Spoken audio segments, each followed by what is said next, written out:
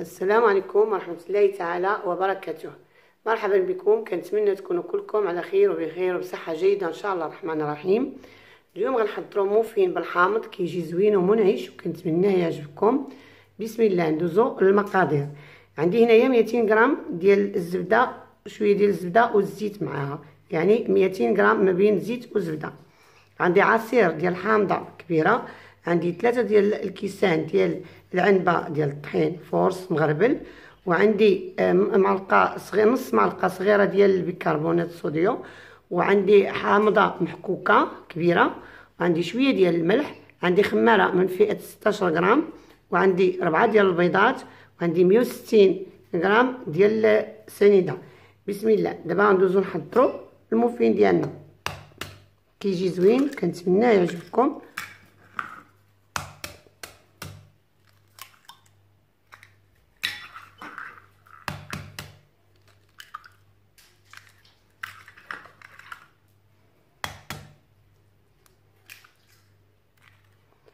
غندير قبيصه ديال الملح، ماشي شويه ماشي بزاف، وغندير سنيده كي قلت 160، تقدروا ديروا حتى 200 غرام ديال السنيده صافي، وغادي نخدمهم.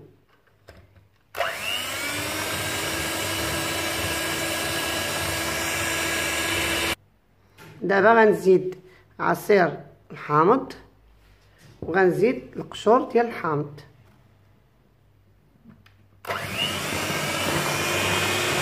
نزيد الزبده. هنايا 200 غرام كي قلت 200 غرام زيت وزبده، غنزيدهم شويه بشويه.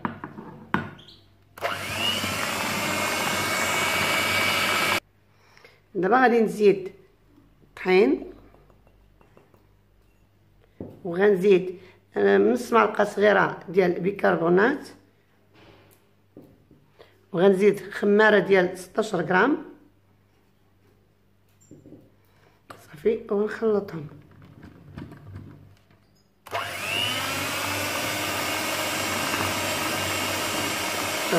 كامله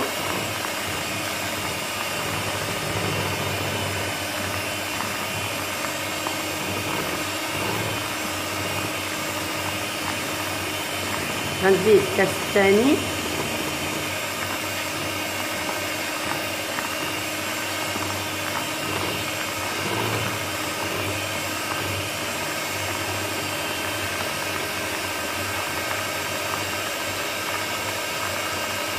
نكثر شويه.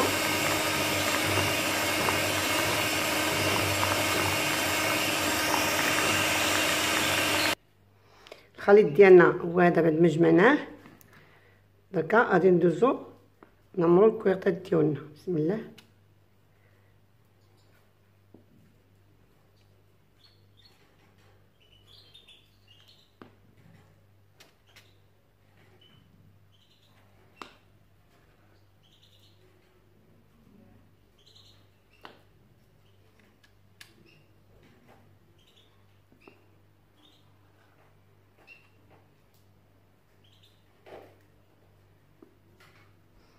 دابا الحلوه ديالنا هي هادي، بعد ما كملناها غندخلها للفران على درجه الحراره 160، ونتسناو كيطيبوا بشويه بشويه.